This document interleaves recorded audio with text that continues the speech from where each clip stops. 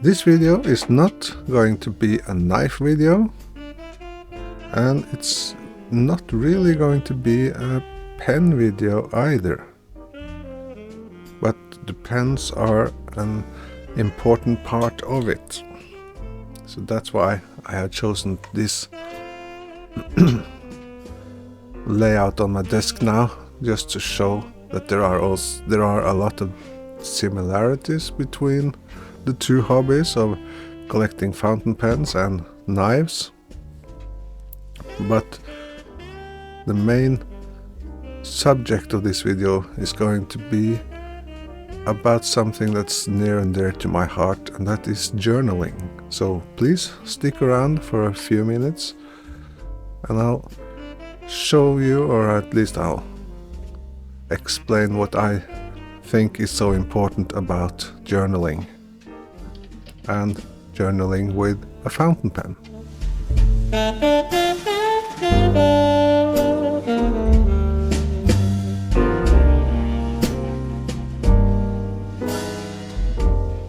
Hi, I am the Norwegian Thinker and welcome to my channel. So, as I mentioned in the intro, this is not really a knife or a pen video. It's definitely not a knife video, but it is about fountain pens and journaling, which is another hobby of mine. But my focus is not going to be on the fountain pens per se, or at least not fountain pen collecting. It's all about what I use my fountain pens for. And the reason I have so many is because when it comes to the knife interest, when you delve into it, there are so many different nuances and different things you want to experience. So you end up always looking for the next one that you want, your grail pen or your grail knife, or something like a knife steel you want to experience that you haven't tried before. It's the same in the pen world. You have grail pens and you have something, a different nib that you want to try out. If you wanted to try out calligraphy and you want to get a flex nib, or maybe a stub nib, which helps your writing look a bit more like calligraphy without actually knowing how to do calligraphy. So there are many aspects to both these hobbies that are very similar. But my main topic for this video is going to be about the book and not so much about the pen. But the pen is an important part of writing a journal. And the reason I wanted to make this video about journaling is because of how much it helps me in my daily life. Because it is a way for me to kind of empty my thoughts, in a way, to process my thoughts, to get kind of a summary of the day, and to go through and sort out the many thoughts I may have in my head. And the act of writing them down is a big part of that process. But I feel it's not a process that is as effective if you do it on a keyboard, or actually if you use one of these, I feel it's not having quite the same effect.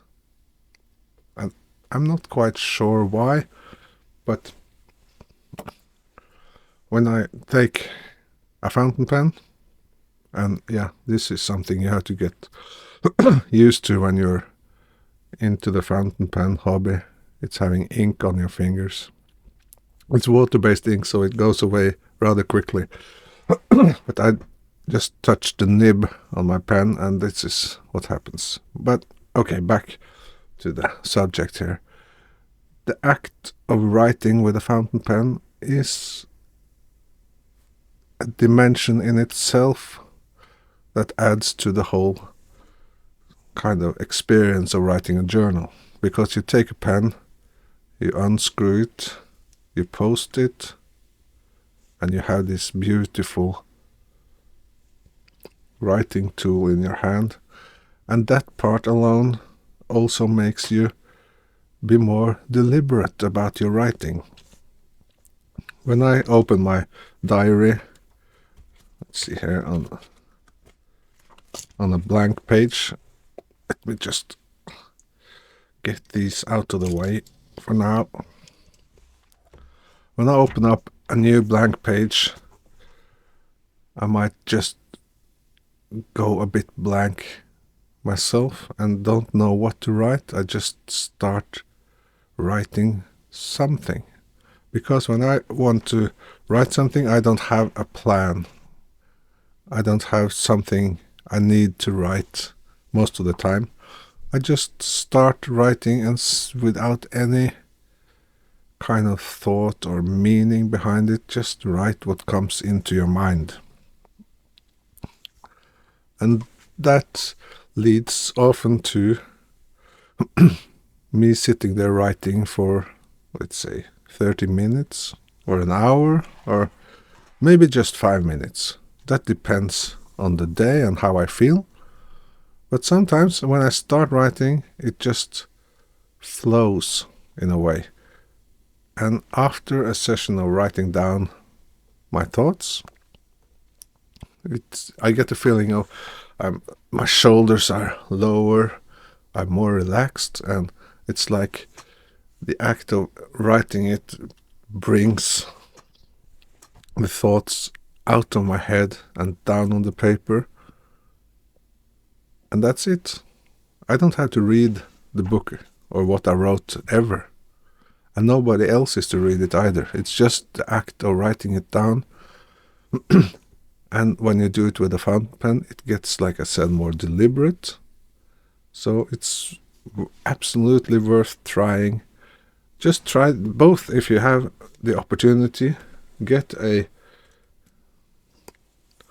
good fountain pen, which is affordable, like this Lamy Safari. It is a great beginner pen, and it's not a beginner pen in the sense that you will put it away once you get past being a beginner. You will always have this. This is an excellent writing tool, and the way that it is made makes it almost bomb-proof as long as it's kept, because the nib is a fragile part of a pen, and you always wanted to cap it when you're not using it. That way the ink doesn't dry out, and you also protect the nib. But get a pen like the Lamy Safari, or if you like this design, this is a Pilot Metropolitan. Also a rather cheap pen, or should I say affordable, because there's nothing cheap about these pens. This is another one, a TWSBI Eco. This is what's called a demonstrator, which is a clear plastic body, so you can see what color ink you have in it. So just get one and try writing down your thoughts in a notebook of some sort, and just see what it does for you. That's how I started. I wanted to improve my handwriting a bit, and I also wanted to write down my thoughts, and without any,